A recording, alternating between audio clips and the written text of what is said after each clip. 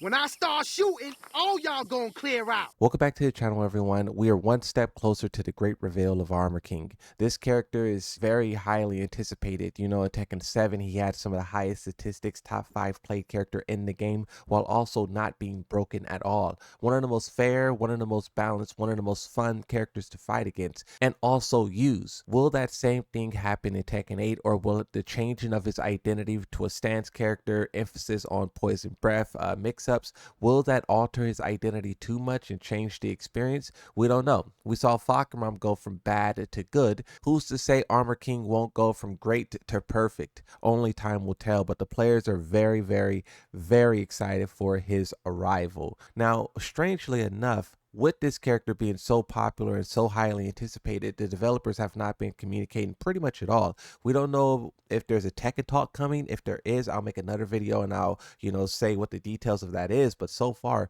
no Tekken talk, no autumn update, because you got to keep in mind for Falkenraum, they didn't do a Tekken talk. They did a summer updates, right? And they went very light on the details, and probably because there was no details to share, which is why we got this long spell of like no balancing. But with Armor King, the ending of Evo France, people were expecting a new shift. Now, just because the developers aren't communicating about the direction of the game or saying whether or not we're getting a Tekken talk or autumn update, that doesn't mean that we are not getting some type of action on their Twitter account. For those of you who've been following Tekken on Twitter, by the way, follow me on Twitter, follow me on Twitch, follow me on TikTok, all the links are in the below. But for those of you who have been following the Tekken Twitter, you would have seen them posting these little snippets of story for Armor King. I also have a story video that will drop soon after this, so you guys subscribe, stay tuned. You can see they start off with the Tekken 2 interaction with Armor King and King. These are the original characters coming together to help one another. And then you see they have another snippet here. This is Tekken 2,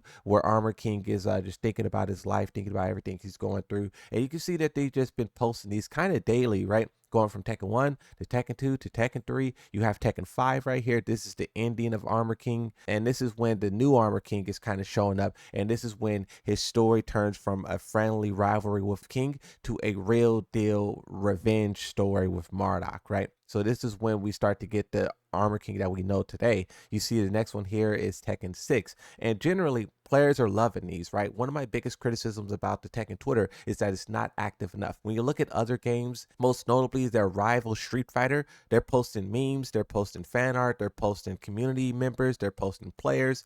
Tekken Twitter doesn't do anything except for share patch notes and like when they ban cheaters. And I feel like, being a Twitter account, they should be doing so much more, and I'm happy to see them finally doing that. These posts are getting some of the most likes that their tweets have ever gotten, in the span of season 2. And this just shows how they're missing that community engagement, and people want to celebrate Tekken. You just got to give them that Tekken. But something that I will say about this, you do have, with this getting so much attention, you do have people commenting on it. FDX says, this promotion series is pretty cool. Also, it's nice to have actual time the character drops. Yeah, so the specific time. Also, someone else says, doing all this promo and no Tekken talk is crazy. The battle pass that we have now, it will be expired by the time you see this video. And then also the player count is kind of going up and down, up and down. And a lot of people are really trying to figure out if they should continue playing this game, should they get back into it. And the developers, I hope they don't go the silent route and just say nothing and then drop Armor King, because I feel like Armor King is a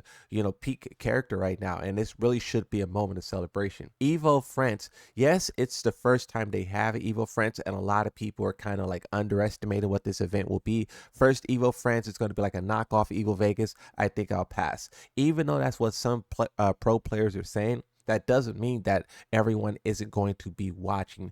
This is still an Evo. This is still where everyone is showing up to see the biggest and the baddest, and Tekken should be there with their Armor King character and showing everyone the new Tekken 8. Here's the schedule so far. You can see how the pools is going to turn out. Of course, Tekken and Street Fighter and Guilty Gear is going to be going all day, and then the final day you're going to have Street Fighter, Tekken 8, and then Guilty Gear is the top 3 spots. But the thing is like, as for where they doing reveals, where they doing dev interviews and stuff like that, I mean, we're just not seeing it, so I just wonder what's happening on that aspect. And I hope the developers can communicate, because I know they are afraid of communicating because they're afraid of getting backlash, but You got to get over that. This is a moment of locking in. This is a moment of growth. On the topic of communication, I'll quickly shift over to Virtual Fighter. We know their last reveal was pretty terrible. They showed old trailer footage, and this was the first time Virtual Fighters kind of let the players down and people were disappointed. But one of the leaders over there in the Virtual Fighter camp responds to all of it and says, I can't say when,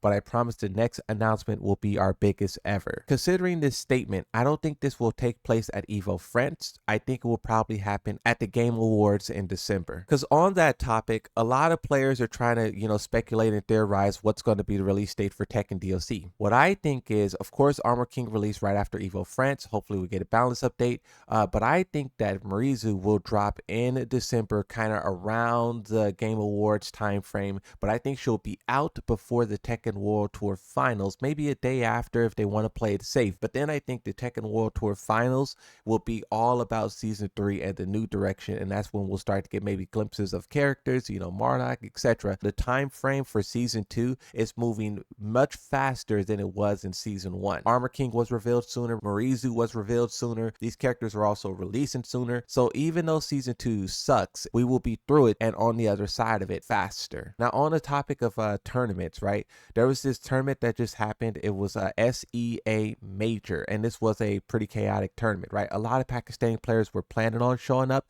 but not that many could make it because there was all type of visa issues. Arslan just put on Twitter his top 5 for this game currently. He said Nina, Anna, Brian, Claudio, and Dragunov, and he put a little asterisk next to Dragunov because he said at high level his tools, the fundamentalness of Dragunov really shines. But notice he said Claudio is top 5, and what happens at this tournament? You see AK, who's been playing Shahid for the longest, playing Claudio. So this is a big match to tell you how carried Claudio actually is. If AK wins this, then yeah, Claudio is super fucking carried. You see this guy, Dreamy, also playing Claudio, and a little bit of Azina as well. Mr. Jacket also playing Claudio. When you move over to top 8, you can see that even some of the Pakistani players was playing Claudio. Even Book at one point was playing Claudio in this tournament. When I seen what was happening at this tournament, I was considering dedicating the video to this entirely because Claudio is such an interesting character. In Tekken 7, he was really strong. Arsenal said that some of his moves were the best moves in the whole game.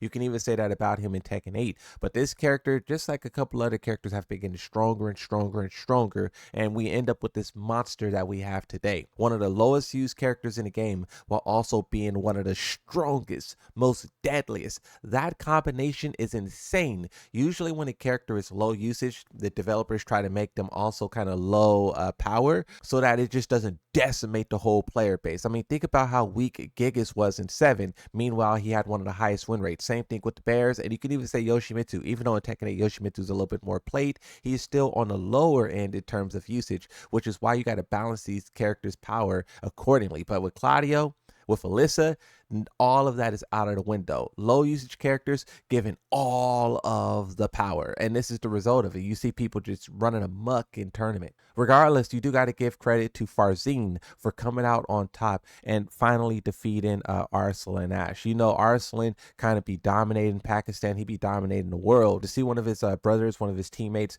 overcome and take the victory is really cool. What I will also say about this game is that you have a flood of tweets from players talking about their relationship with Tekken 8. We'll start off with Arslan because we were just talking about him. He says, my relationship with Tekken 8 is kind of strange. Sometimes I like it.